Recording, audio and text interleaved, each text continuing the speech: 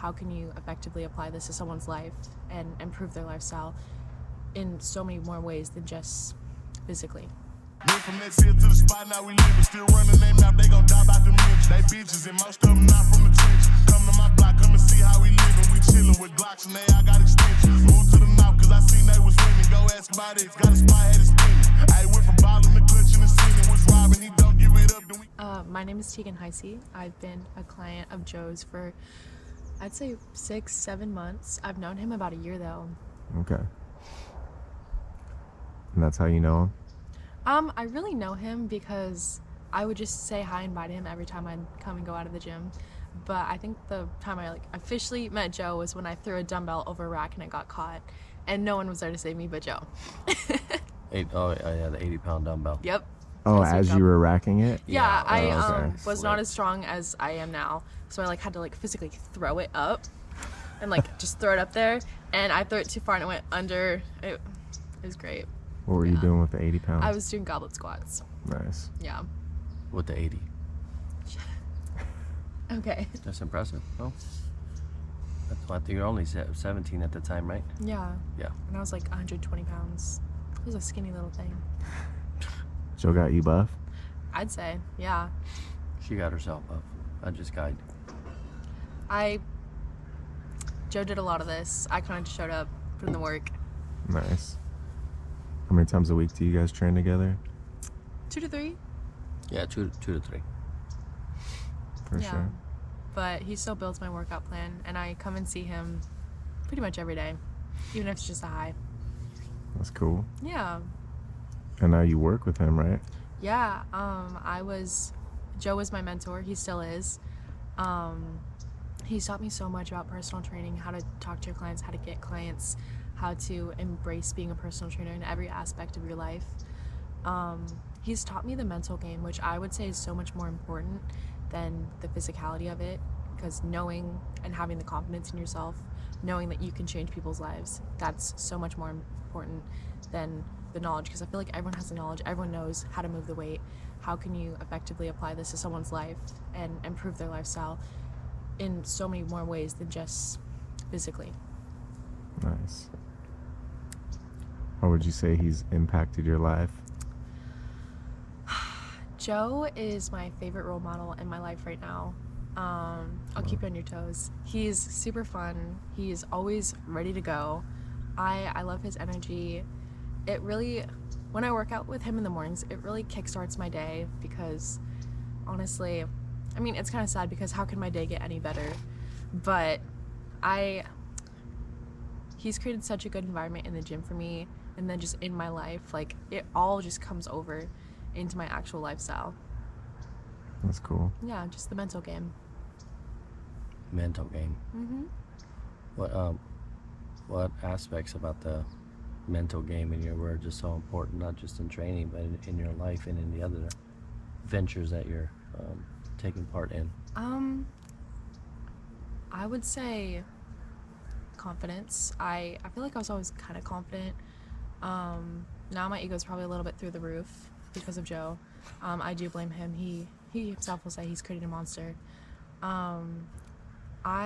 He believed in me before I believed in myself. The reason I'm a bodybuilder is really because of Joe. I never thought I could do this, at least anytime soon. Yeah, the reason he became my coach is because I saw him working with one of his clients, and I went up to him like, hey, you look freaking fantastic. And she asked me if I was on prep, and I choked. I was like, there's no way I'm on prep right now. Absolutely not. And I just said I could never be a bodybuilder anytime soon. And Joe said, why? You're already here 6 days out of the week. All we gotta do is adjust little things. And then it really hit me, and I was like, oh my God. Yeah, you're kind of right. So I never really thought I could do it. Joe thought I could do it. Without him, I wouldn't be here. Did you ever think about becoming a trainer before working with him, or is that something that came later? Yeah, actually, I was already working on my, I was already planning to get my NASM CPT. Then I had some issues, so I switched over to another program. But my goal was already to be a personal trainer, just to have that under my belt. Nice. Yeah. What's it like training her? Oh, it's incredible. Honestly, I mean, I've I have thousands of hours under my belt. I did the math. I got about 33 to 35,000 one-on-one hours. Yeah. I've trained. That's a lot of hours and a lot of people that I've trained. But she's a breath of fresh air. I always tell her that she's well ahead of. She's only 18. What struck out to me about her is when she would come to me and ask for help or assistance, she would do it. You know, I get a lot of people asking me for help and assistance, and then they wouldn't actually recontact me and said, hey, I did that. Is there anything else I should be doing? I would have to go and chase them, you know, and then it just wastes my time.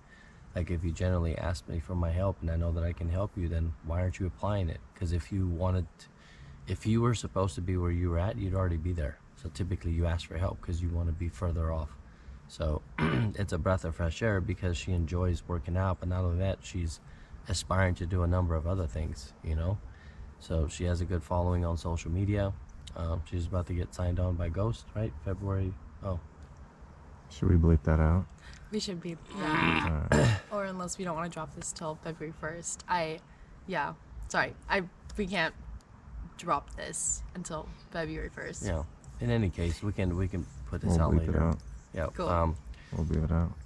There's a number of qualities that a good trainer has. You know, she may not necessarily have the education piece, right? Because she's only 18, so the confidence is going to come through repetition. But with people, if they don't have the experience or if they don't have the knowledge, if they get frozen, so they kind of freeze up and they're scared to take action. But with Teagan, it's not really like that. She just does, you know. That's good. And then I'm always encouraging her to do more and to think outside the box and to make sure that nobody rides on her coattail, because a lot of people are always going to want to use you, you know. So I just try to guide her and mentor her in areas of life that I know that she's going to benefit from, whether if it's with boys or other people, other trainers that may see her as an asset to them, but it's not reciprocated properly. Yeah. You know what I mean? I'm a little protective of people that I hold close to me, because I wouldn't do that to somebody. I've gotten where I'm at, not alone, but I've had guidance and mentors along the way, but I did the work. Like, nobody's going to take the credit for anything that I personally did to get me to where I'm at right now. Yeah. I'll acknowledge that I didn't do it alone and I had mentors and guidance, but nobody should ever come along and try to ride somebody else's coattail, and I see that happening a lot.